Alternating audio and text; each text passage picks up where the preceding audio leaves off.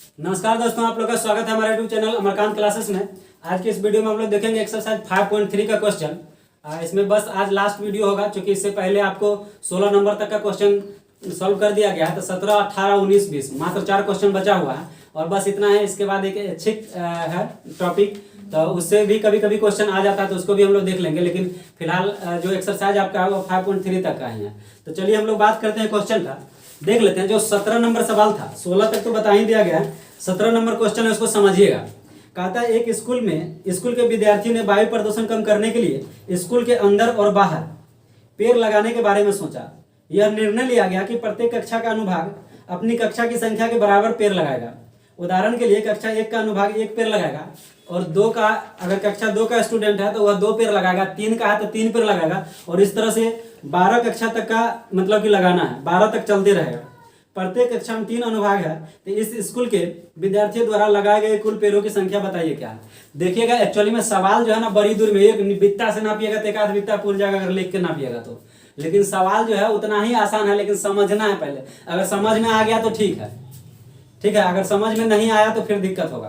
तो समझना ज्यादा जरूरी है। अब इसको अपनी भाषा में समझा रहे हैं, उसको समझिए कि क्वेश्चन क्या कहा। स्कूल है, स्कूल में बहुत सारा छात्र पढ़ता है, तो विद्यार्थी के मन में एक बात आया कि वायु प्रदूषण को कम करना है। तो प्रदूषण कैसे कम होगा, तो उसके लिए पेड़ लगाने, स्कूल के अंदर भी और बाहर भी। तो ऐसा प्रावधान बनाया गया कि भाई पेड़ लगाना था। एक आदमी तो ऐसा करेगा तो संभव है नहीं, एक आदमी बेचारा कितना पेड़ लगाएगा, नहीं। तो ऐसा किया गया कि एक विद्यालय है, तो विद्यालय में मान के चलिए कि बहुत सारा कक्षाएं होती है और बहुत सारे छात्र भी होते हैं, तो सबको मतलब कि भार दिया गया कि आपको पेड़ लगाना है। तो देखिए यहीं से सवाल बनना अब शुरू होता है। तो बात यहाँ पे ये बोला गया है, आप सवाल को केवल अभी समझा रहे हैं, आप समझिए। बात ये बोला गया है कि पहला कक्षा का जो स्टूडेंट है वह अपने कक्षा के बराबर ही पेड़ लगाएगा। यह बात सिर्फ पहला कक्षा के लिए नहीं बोला गया, यानी कि 1 से लेकर के 12 तक के बच्चों का पौधा अगर लगाना है तो प्रत्येक कक्षा अपने मतलब कि कक्षा के संख्या के बराबर पौधा लगाना है सबको। यानी प्रथम कक्षा में पढ़ता होगा तो 1 पेड़ लगाएगा, दूसरा में पढ़ता होगा तो 2 पेड़ लगाएगा, तीसरा में पढ़ता होगा 3 पेड़ लगाएगा। उसी तरह जो 12वां क्लास में पढ़ता होगा उसको 12 पेड़ लगाना है। बात समझ में आ रहा है कि नहीं? तो इस तरह से लगाना है। अब यहाँ पे क्या हुआ कि बोला गया है कि मतलब कि प्रत्येक कक्षा में 3 अनुभाग है। प्रत्येक कक्षा में कितना है? 3 अनुभाग है। तो तीनों अनुभाग जो है वह पेड़ जो लगाएगा, मतलब कि तीनों अनुभाग को 1-1 पेड़ लगाना है। क्योंकि मान के चलिए आप पहला कक्षा में, तो पहला कक्षा में तो पेड़ 1 लगाना है, लेकिन इसमें 3 अनुभाग, अनुभाग का आने का मतलब सेक्शन। आप भी स्कूल में पढ़ते होंगे तो section A, section B, section C होगा ना जी। आप अगर 10th क्लास में है तो सेक्शन डी भी होगा। कोई स्कूल में ज्यादा छात्र रहता है तो सेक्शन ई तक भी जाता है, ठीक है ना। तो अगर मान के चलिए 3 सेक्शन है, यहाँ कहा गया कि प्रत्येक कक्षा में 3 अनुभाग है, यानी 3 सेक्शन है, तो तीनों सेक्शन 1-1 पेड़ लगाएगा। क्योंकि पहला कक्षा में तो 1-1 पेड़ ही लगाना है पहला कक्षा वालों का, और 3 सेक्शन है तो तीनों 1-1 पौधा लगाएगा, ठीक है ना। तो यही पूछा गया कि 12वीं कक्षा तक के छात्रों के द्वारा जो लगाया गया पौधा है उसकी कुल संख्या कितनी होगी। तो कुल संख्या आपको पूछा गया, इसका मतलब हो गया कि पौधों का योग हमको ज्ञात करना है। तो योग कैसे निकालेंगे, तो यहां से समझिएगा बात को। अब यहाँ पे लिख रहे हैं क्वेश्चन नंबर कितना है, 17, यही है ना। लिखेंगे प्रथम कक्षा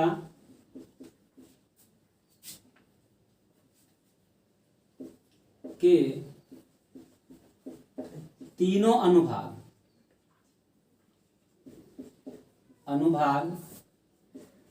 द्वारा लगाए गए पौधों की संख्या। समझिएगा बात को। प्रथम कक्षा के तीनों अनुभाग, क्योंकि प्रत्येक कक्षा में 3 गो अनुभाग है, क्वेश्चन में ही बात बोला है, हम अपना मन से नहीं बोल रहे हैं, ठीक है ना। तो प्रथम कक्षा के तीनों अनुभाग द्वारा लगाए गए पौधों की संख्या कितना हो जाएगा, 3 गुना 1, 3 पौधा लगेगा। क्योंकि एक पहला कक्षा है तो कक्षा के बराबर ही पौधा लगाना, तो 1 ही लगाएगा। उसी तरह अगर हम लोग बात करते हैं दूसरा कक्षा के लिए, दूसरा नहीं, अब यहां से आप डॉट डॉट मार दो, इसमें कितना लगेगा, तो इसमें कितना हो जाएगा, तो अब हो जाएगा 2 गुना 3। दूसरा कक्षा है, अब प्रत्येक कक्षा में कितना अनुभाग, 3 अनुभाग है, तो ये कितना हो जाएगा, 6 हो जाएगा। इसी तरह आपको तीसरा के लिए अगर निकालना है इसका मतलब समझ रहे ना, ऊपर का ही बात है, ठीक है ना। ये कितना हो जाएगा, तो 3 गुना कितना हो गया 9। इसी तरह कितना तक लगाना है 12, नहीं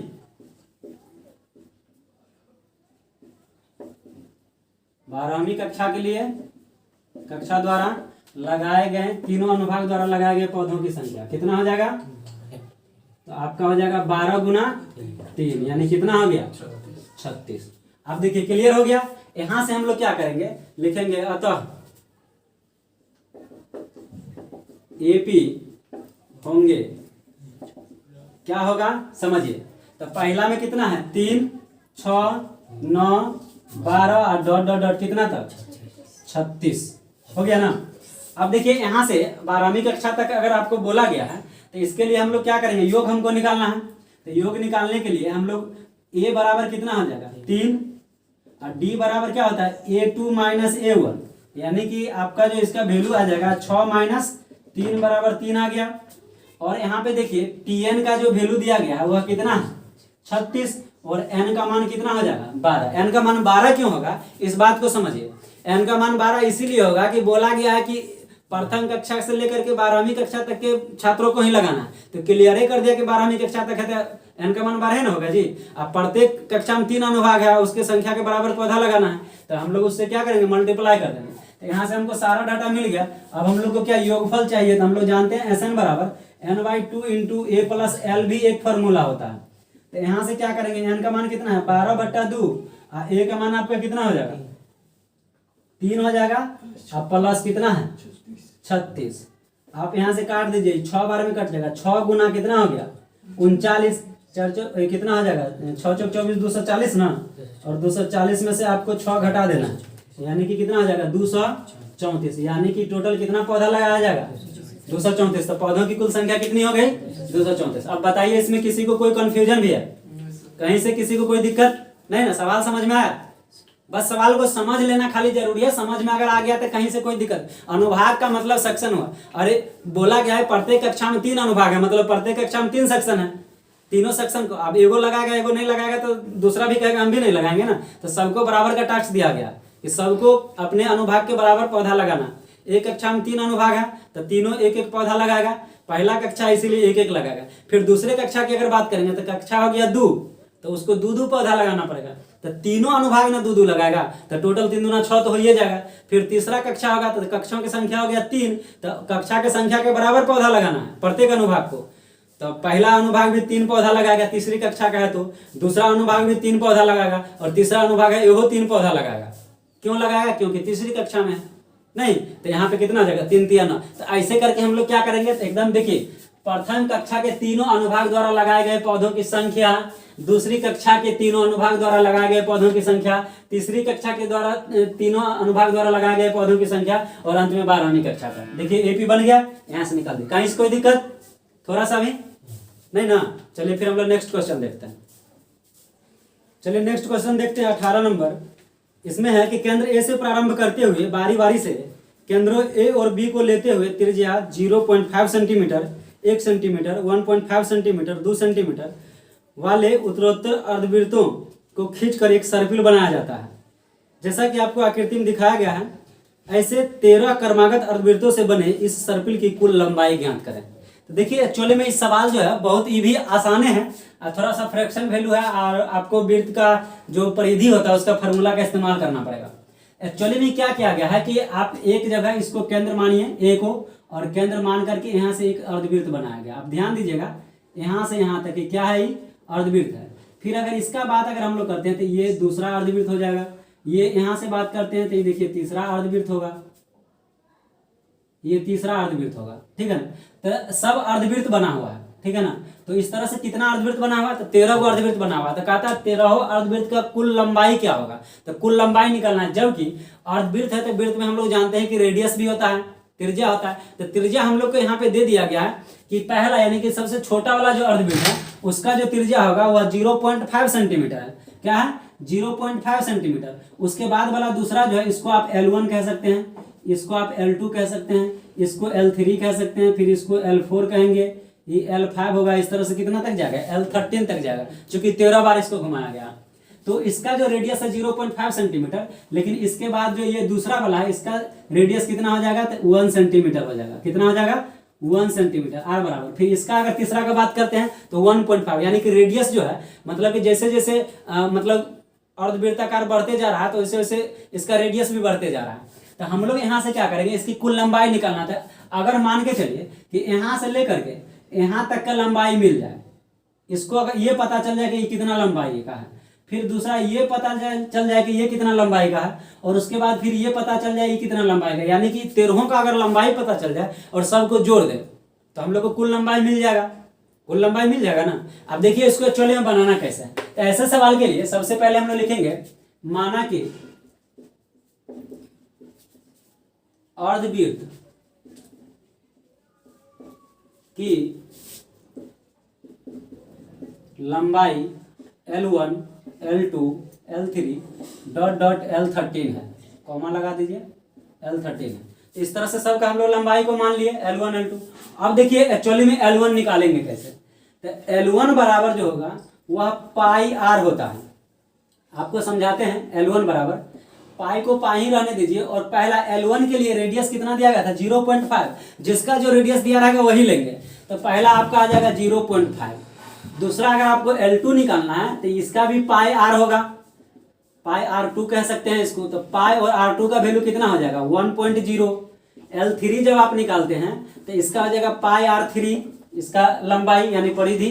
तो इसको हम लोग क्या करेंगे, पाई गुना 1.5 कर सकते हैं। अगर आप L4 भी निकालना चाहते हैं तो पाई R4 हो जाएगा, और पाई गुना इसका मान हो जाएगा 2.0। इस तरह से हम लोग 13 का निकाल सकते हैं। अब देखिए यहाँ पे पाई आर क्यों लगा है, इसको समझना। देखिए सबसे पहले, चूंकि ये सवाल समझना पड़ेगा, नहीं समझिएगा तो फिर आपको बनवे नहीं करेगा क्वेश्चन। अगर मान के चलिए हम लोग एक सर्किल बनाते हैं, तो सर्किल में क्या होता है कि अगर मान के चलिए यहाँ से लेकर के यहाँ तक का पूरा अगर लंबाई, कोई तार ले लीजिए, कोई रिंग ले लीजिए, चूड़ी वगैरह होता है वो ले लीजिए, ठीक है ना। तो वो क्या होता है, इसी तरह का वृत्त होता है, मतलब वृत्ताकार होता है। अगर हम लोग बात करते हैं इसको, अगर इसकी कुल लंबाई की अगर हम लोग बात करेंगे तो इसकी जो कुल लंबाई होगी वो क्या होगा, उसको समझिएगा। कि अगर मान के चलिए कि इसका हम परिधि निकालते हैं, परिधि का मतलब क्या होता है पहले वो समझिए। परिधि का मतलब होता है कि 2 पाई आर, इस फार्मूला से अगर जो वैल्यू निकालते हैं उससे हमको इसका कुल लंबाई मिल जाता है, यानी वृत्त का क्या मिल जाता है, कुल लंबाई मिल जाता है। लेकिन अभी तो हम लोग का पूरा वृत्त तो है ही नहीं, सब अर्धवृत्त है। अर्धवृत्त है तो हमको अर्धवृत्त का ना परिधि चाहिए, ये वृत्त का परिधि का फार्मूला होता है। तो अर्धवृत्त निकालेंगे तो 2 से काट दीजिए, यानी अर्धवृत्त का जो परिधि होगा वह क्या होगा, पाई आर होगा। क्या होगा, पाई आर। देखिए इसकी लंबाई हम लोग कैसे निकालते हैं, तो आप इसको अकॉर्डिंग टू डिफिनेशन ज्यादा बढ़िया से समझ सकते हैं। डिफिनेशन जो इसका होता है कि वृत्त के, अगर आपसे पूछा जाए, कोई पूछे कि वृत्त का परिधि क्या होता है, तो हम लोग ऐसे कह सकते हैं कि वृत्त की कुल लंबाई जो होता है उसको हम लोग परिधि कह सकते हैं। कहेगा कैसे, तो उसको डिफिनेशन देना पड़ेगा कि वृत्त के किसी एक बिंदु से चलकर पुनः उसी बिंदु तक पहुंचने में तय की गई कुल दूरी वृत्त की परिधि कहलाती है। यानी कि यहाँ से चलेंगे और ऐसे करके चल के फिर यहीं चलाएंगे, तो चलेंगे तो कुछ ना कुछ दूरी तय कीजिएगा ना जी। तो इसी दूरी जो होता है, यानी जो लंबाई होती है, इसी को हम लोग क्या कहते हैं, परिधि। लेकिन बात अगर अर्धवृत्त का करेगा तो अगर यहाँ से चलना शुरू करेंगे तो यहीं पे आकर रुक जाएंगे, चूंकि अर्धवृत्त तो यहीं पे खत्म हो जाएगा ना, तो यहीं पे आकर के रुक जाएंगे। तो इधर चले कहाँ, तो नहीं चले तो पूरा वृत्त का 2 पाई आर होता है, आधा वृत्त का क्या हो जाएगा, पाई आर हो जाएगा। क्लियर है, तो यहाँ से कंप्लीट हो जाएगा। अब देखिए यहाँ पे हम लोग क्या किए समझिएगा। अगर आप इसकी लंबाई L1 अगर निकाल रहे हैं, मतलब ये वाला भाग अगर निकाल रहे हैं, तो इसके लिए क्या होगा, पाई R1 होगा। क्या होगा, पाई R1। पाई का मान पाई ही रह जाएगा, आर का मान 0.5, क्योंकि बोला गया पहला रेडियस कितना है, 0.5।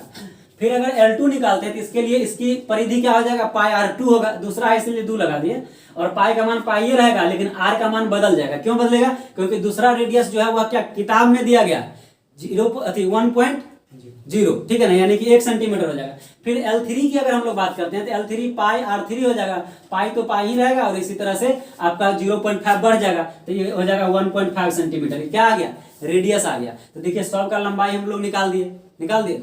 अब देखिए यहाँ से हम लोग इसको कैसे सजा सकते हैं उसको समझिए। तो यहाँ पे आप लिखिए अतः AP होंगे। देखिए ये बात हम पहले लिख दे रहे हैं, अब बहुत लोग बाद में भी लिखते हैं कि यह श्रेणी एक AP बनाती है, ठीक है ना। तो बाद में लिखिए चाहे पहले, उससे कोई विशेष दिक्कत नहीं है। अतः AP होंगे। AP क्या हो सकता है, तो देखिए पाई कॉमन ले लेते हैं पहले ही, आपको समझा देंगे। यहाँ पे हो जाएगा 0.5 1.0, 1.5, 2.0 और डॉट डॉट डॉट। इस तरह से क्या होगा, एक एपी बनेगा। आप समझिए, इसको मिटा दे रहे हैं। अब देखिए इस तरह से, अरे यहाँ पे हम इस मान को यहाँ पे रखते पूरा, फिर इसको यहाँ पे रखते, फिर इसको यहाँ पे, तो सब में तो पाई है ही ना, सब में पाई है तो पाई को पहले ही बाहर कर दिए। सब में जो चीज शामिल होता है उसको कॉमन ले लेते हैं ना। देखिए पाई कॉमन ले लेंगे ना तो थोड़ा कैलकुलेशन आसान हो जाएगा और आप लोग को ज्यादा मजा आएगा बनाने में। अब देखिए यहाँ से ये क्या है, एक मतलब इसको आप डॉट डॉट कर दीजिए, यानी कि एक एपी बना रहा है। ठीक है, घेर दीजिए ब्रैकेट से, चूंकि कॉमन ले चुके हैं। तो यहाँ पे क्या करेंगे कि आप ए बराबर कितना हो जाएगा 0.5, डी बराबर कितना हो जाएगा, तो A2 माइनस A1 होता है। देखिए एक में से आधा को घटा रहे हैं तो ये कितना हो जाएगा 1.0 माइनस 0.5, तो इसका भी वैल्यू 0.5 ही आएगा। क्लियर है। और 13 बार इसको घुमाया गया था, कितना बार, तो n का मान कितना हो जाएगा 13 हो जाएगा। तो हम लोग को क्या निकालना है, SN यानी योगफल ही ना पूछा है। तो इसके लिए हम लोग क्या करते हैं, फॉर्मूला लगा दीजिए, SN बराबर n/2 into 2a plus n-1 into D. अब देखिए n/2, n का मान कितना हो जाएगा 13/2। अब यहाँ पे एक बात ध्यान देना, ये पाई जो आप कॉमन लिए थे इसको अब लेके चलना पड़ेगा साथ है, बात समझ रहे हैं। तो इसी के गुना में यहाँ पे पहले पाई को लिख देते हैं, ठीक है ना। और यहाँ पे देखिए n/2 इंटू 2a, तो a का मान 0.5 अब प्लस 13-1 इंटू डी का मान 0.5। समझिए 13/2 गुना पाई, ये हो जाएगा 2 का आधा कितना होता है 1, 13 में से 1 जाएगा तो कितना हो जाएगा 12, यानी लिख सकते हैं 12 गुना 0.5। अरे भाई देखिए ये सब गुना आसान होता है, आप समझिएगा बात को कैसे गुना किया जाता है। 13/2 गुना पाई का मान आप लिख देते हैं यहाँ पे 22/7। देखिए ये कितना हो जाएगा 1 + 6 कैसे हुआ समझिए, ये 12 को गुना कर रहे हैं 0.5 से, यानी आधा से गुना कर रहे हैं, तो 12 का आधा कितना होता है 6। ऐसे भी अगर नहीं समझ में आता है तो 12 गुना आधा को 1/2 भी ना लिखते हैं जी, आधा को 1/2 लिखते हैं ना, एक से क्या बार में कटेगा 12 का वैल्यू 6 आ गया, कब आया जब 0.5 से मल्टीप्लाई किया। तो ये सब आप कैलकुलेशन सीखिए, ठीक है ना, इतना आ गया। अब देखिए यहाँ इधर लिख दे रहा है, तो देखिए ये हो जाएगा 13/2 गुना 22/7 और गुना 6 कितना आता है 7। देखिए 7 से 7 कट गया, 2 से कितना बार में कटेगा 11 बार में, यानी 13 गुना 11 और 13 11 143 होता है। डाटा आपका सेंटीमीटर में दिया था इसीलिए सेंटीमीटर ही होगा। कुल लंबाई पूछा गया तो कुल लंबाई कितना आ जाएगा 143 सेंटीमीटर होगा। बताइए किसी को कोई कंफ्यूजन इस क्वेश्चन में, आप लोग को सबको समझ में आया, किसी को कोई कंफ्यूजन नहीं होना चाहिए, क्योंकि पूरा स्टेप आपको समझा करके ही बताया।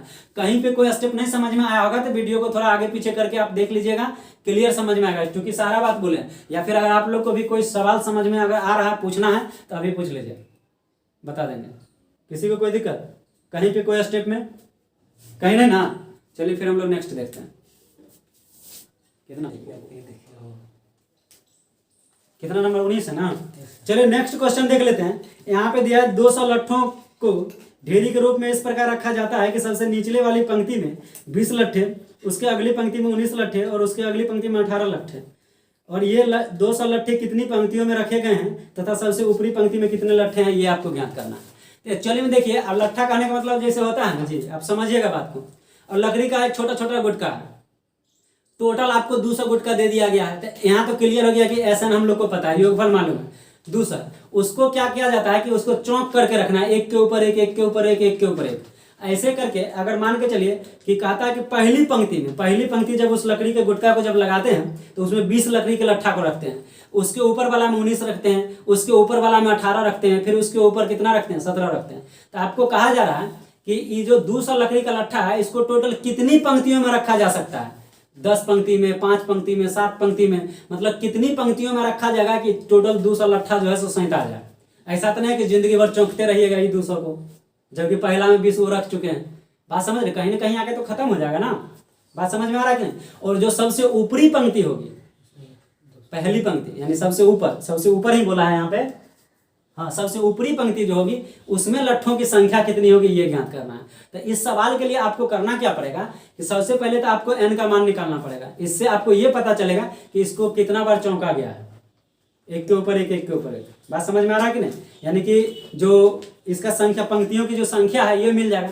और उसके बाद आपको टीएन निकालना पड़ेगा। टीएन निकालने से यानी कि जो सबसे अंतिम पंक्ति होगी उसमें उसका संख्या कितना है ये पता चल जाएगा। तो दो बात हम लोग को ज्ञात करना है। तो यहाँ से देखिए सवाल आपको कैसे समझ में आएगा। दूसरा आप लोग समझ सकते हैं, गोईठा ठोकते हुए देखे होइएगा गाँव पे या कहीं भी देखिएगा जो महिलाएं गोईठा ठोकती है, एकदम सेम उसी टाइप का यहाँ पे इमेज बनाइए। क्या होता है कि उसका एक एरिया आता है और वहाँ पे एक दिन मतलब कि उसको लगा दिया जाता है और फिर 2-3 दिन हो जाता है, सूख जाता है तो उसके ऊपर से फिर लगाया जाता है। ऐसे करते करते इतना ऊंचा तक बहुत ऊंचा तक लेके चला जाता है। बात समझ में आ रहा है कि नहीं? तो उस वहाँ भी हम लोग काउंटिंग कर सकते हैं, उसको भी काउंटिंग कर सकते हैं। सेम समझिए उसी टाइप का यहाँ पे बात हो रहा है। तो चलिए इसका इमेज तो नहीं बना पाएंगे और बनाना जरूरी भी नहीं है। आप लोग यहाँ पे बुक से देख लीजिए, आपके पास भी बुक होगा। ये देखिए इस तरह से चौंका गया है। क्लियर है? अब देखिए यहाँ पे हम लोग बात करते हैं, लिखेंगे कि पहली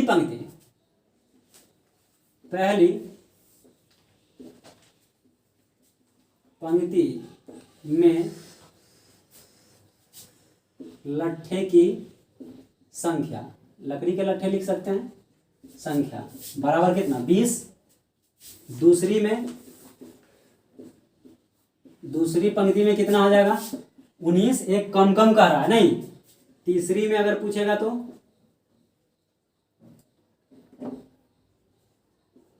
तीसरी पंक्ति में आपको आ जाएगा कितना 18। चौथी की अगर बात करें तो 17। इस तरह से बनते जाएगा। ठीक है ना? तो सबसे पहले आपको सवाल सब लोग को समझ में आना चाहिए। सवाल समझ में आया ना? यही 200 लट्ठा को चौंकना है तो कितना इसका मतलब कि जो पंक्ति की संख्या कितनी होगी ये हम लोग को ज्ञात करना है। और सबसे ऊपर वाली पंक्ति जो होगा उसमें लट्ठों की संख्या कितना होगा ये भी पता। जैसे पता है ना कि पहली पंक्ति में 20 गो लकड़ी का लट्ठा को चौंके हैं, मतलब सहीते हैं। समझ में आ रहा है कि नहीं? इसी तरह सबसे ऊपर वाली जो पंक्ति होगी उसमें कितना होगा, तो ये हम लोग को अभी नहीं पता है, यही पता करना है। तो चलिए यहां से हम लोग क्या करेंगे, तो लिखेंगे एपी होंगे। तो क्या हो जाएगा, तो पहला में 20, 19, 18, 17 और डॉट डॉट डॉट। क्लियर है? अब देखिए ए बराबर कितना हो जाएगा 20, डी बराबर a2 माइनस a1 सीधा घटा देते हैं, 19 माइनस 20 बराबर कितना -1। और यहाँ पे देखिए आपको SN दे दिया गया है, SN का मान कितना हो जाएगा 200 हो जाएगा। क्लियर है? अब देखिए यहाँ से फॉर्मूला हम लोग जानते हैं कि SN बराबर होता है n/2 into 2a plus n-1 into D. SN का वैल्यू आपको कितना दिया गया है 200, n तो पता है नहीं, 2 गुना a का मान कितना 20 प्लस n-1 इंटू डी का मान -1। चलिए यहां से आप समझिएगा, कैलकुलेशन को समझिए इधर से। ठीक है?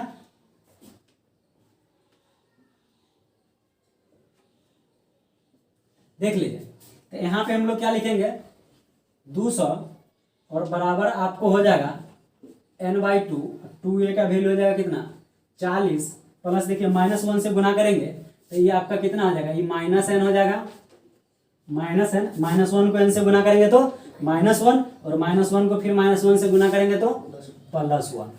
अब यहाँ से लिखेंगे 200 बराबर n/2, 40 है कितना होता है 41 माइनस n, सॉरी। अब इसको क्रॉस मल्टीपल कर लीजिए, 400 बराबर हो जाएगा, इसको डायरेक्ट कर देते हैं, सॉरी ये 41 हो जाएगा। देखिए 40 है 41 होगा, इसको गुना कर दिया इससे, क्रॉस मल्टीपल आप लोग समझ रहे हैं, 2 दूना 400 हो जाएगा। आइए देखिए n को अब 41 से गुना करेंगे तो हो जाएगा 41n, और फिर इसी n को -n से गुना करेंगे तो हो जाएगा -n²। इसी को सजा लेते हैं, -n² प्लस 41n और बराबर में कितना आ जाएगा 400, -n² प्लस 41n माइनस 400 बराबर 0। माइनस को कॉमन ले लीजिए, n² माइनस 41n प्लस 400 बराबर 0, n² माइनस 41n प्लस 400 बराबर 0। गौर से देखिए, इसको द्विघात समीकरण बन चुका है। क्या बन गया?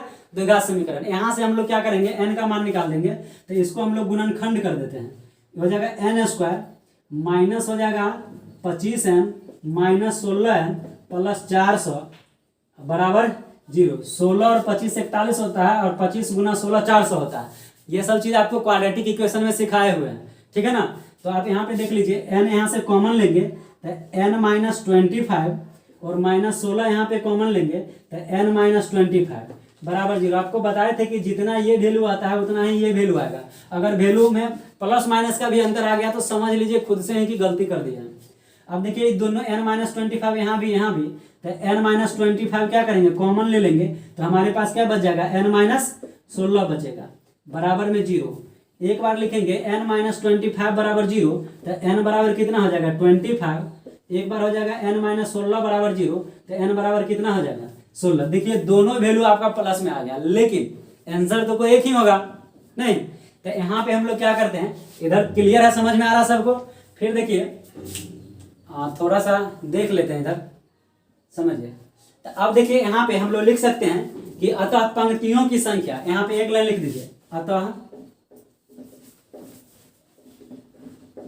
पंक्तियों की संख्या 16 या 25 होगा। ठीक है, 16 या 25 होगा।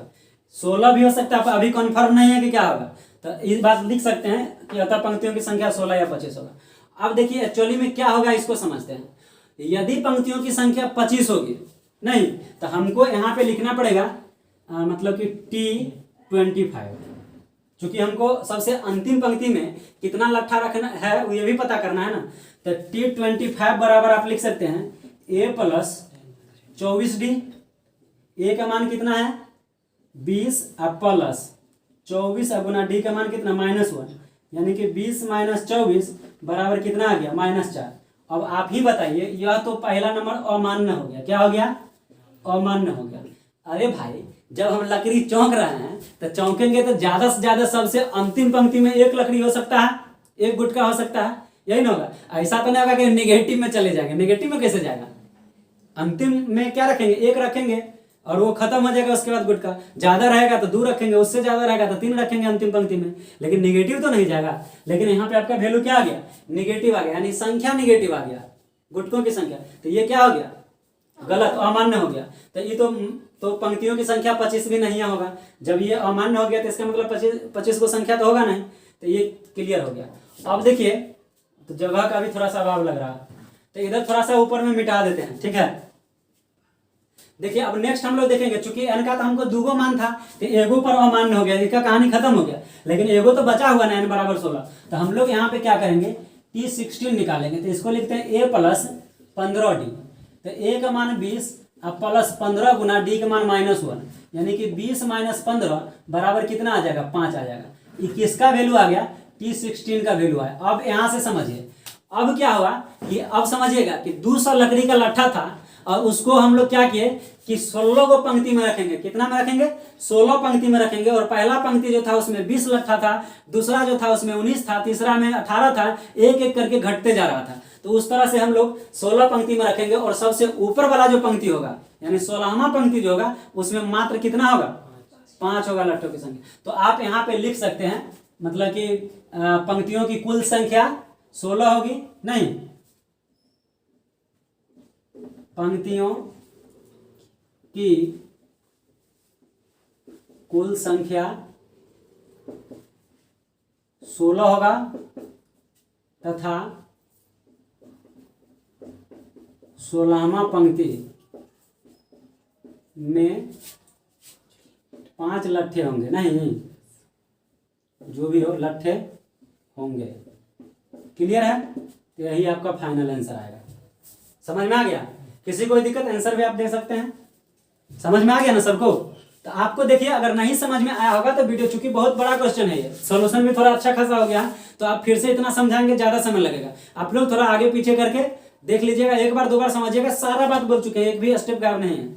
ठीक है ना। बाकी इधर गुणनखंड है तो फैक्टराइजेशन में आप कहिएगा आप यहाँ पे फैक्टर बताने के लिए तो अनुचित हो जाएगा, क्योंकि फैक्टर आपको क्वाड्रेटिक में पढ़ा चुके हैं। अगर यहाँ नहीं समझ में आ रहा तो क्वाड्रेटिक का वीडियो आप देख के फैक्टर समझ लीजिए, और वही चीज का यहाँ पे इस्तेमाल किया है।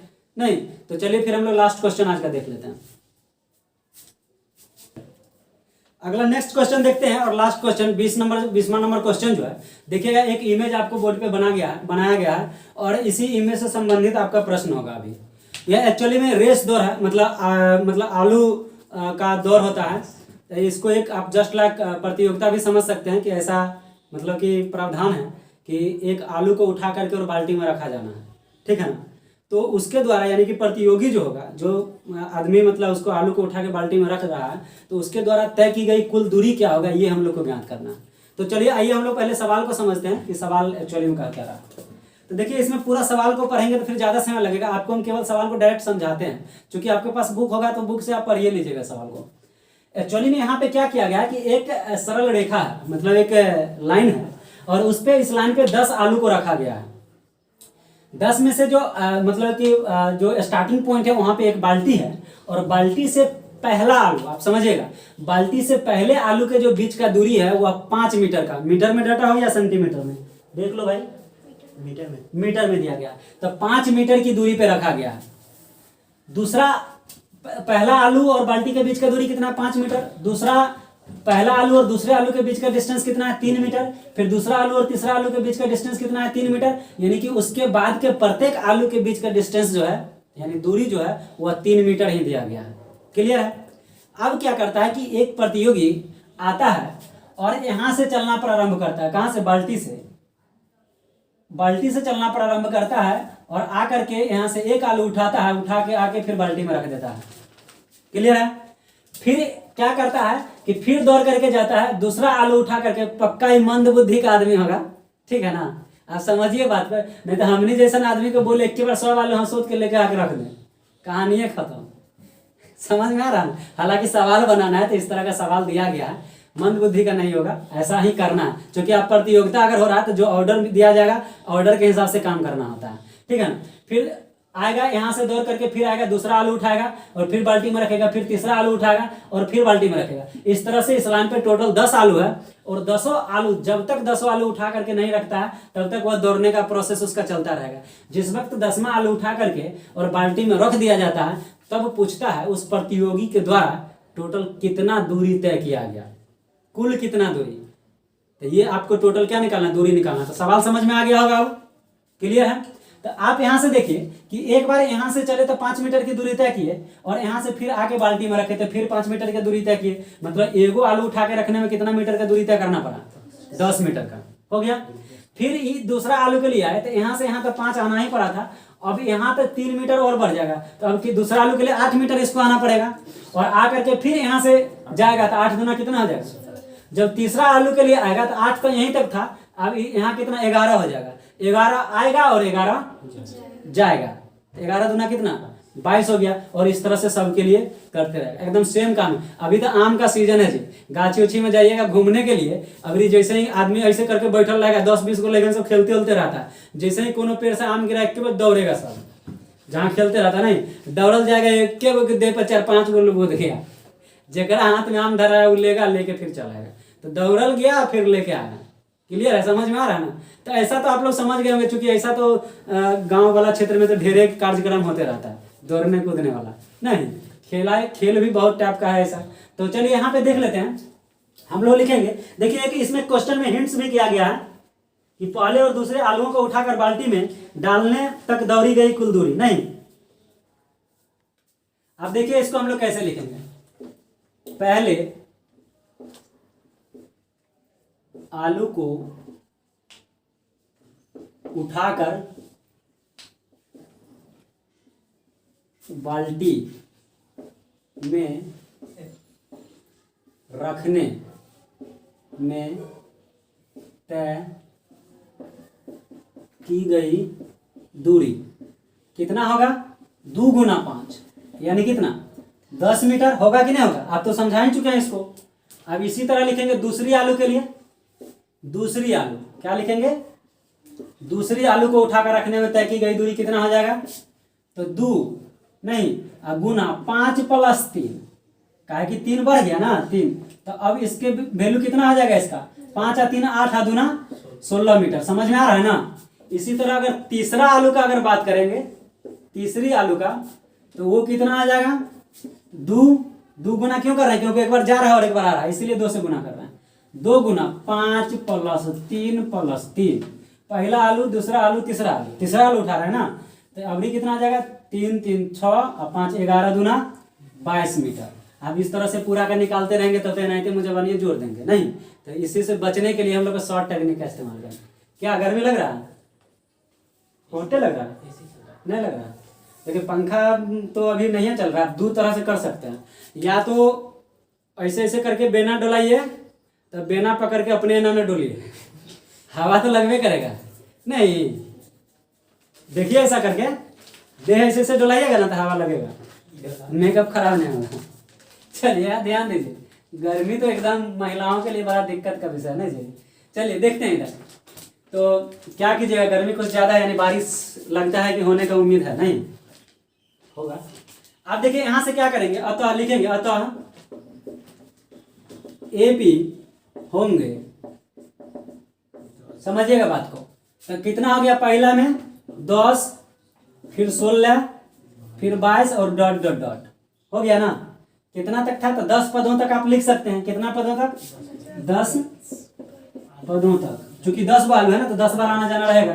तो ए बराबर कितना, 10, और डी बराबर कितना, 16 माइनस 10 यानी 6 मीटर। A2 माइनस A1 करेंगे, आपका n का मान कितना हो गया, ये 10 से होगा।